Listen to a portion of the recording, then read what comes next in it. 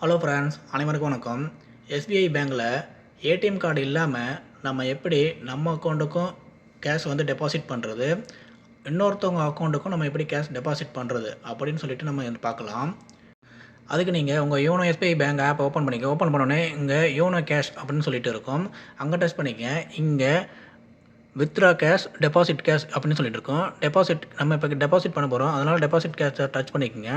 அதை டச் பண்ணிவிட்டு வந்தோடனே இங்கே own account, executing beneficiary account அப்படின்னு சொல்லிட்டு இருக்கும். ஓன் அக்கௌண்ட்னா நம்ம அக்கௌண்ட்டு. நீங்கள் பெனிஃபிஷரி ஆட் பண்ணியிருந்தீங்கன்னா இங்கே எத்தனை பெனிஃபிஷரி ஆட் பண்ணியிருக்கீங்களோ அந்த அக்கௌண்ட்டுக்கு எல்லாமே காட்டும். நீங்கள் எந்த அக்கௌண்ட்டுக்கு அனுப்ப போகிறீங்களோ அந்த அக்கௌண்ட் செலக்ட் பண்ணிட்டு கீழே ரெக்யூஸ்ட் நவ் அப்படின்னு சொல்லிட்டு இருக்கும். அதை டச் பண்ணிக்கோங்க.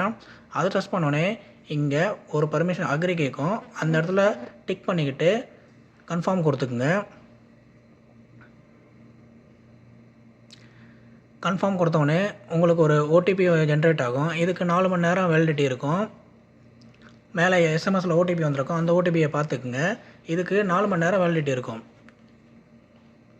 அடுத்தது நம்ம ஏடிஎம் மிஷின் கிட்ட போயிட்டு இங்கே யூனோ கேஷ்னு இருக்கும். அங்கே டச் பண்ணிக்கோங்க.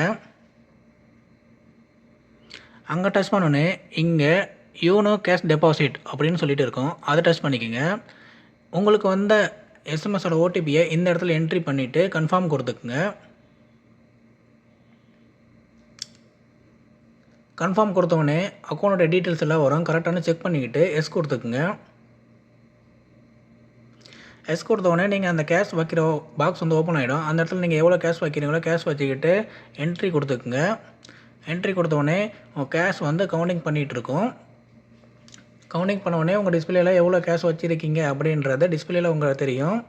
அதை கன்ஃபார்ம் பண்ணிக்கோங்க. கன்ஃபார்ம் பண்ணிவிட்டு கன்ஃபார்ம்னு ஒரு பட்டன் இருக்கும். அதை ப்ரெஸ் பண்ணிக்கோங்க.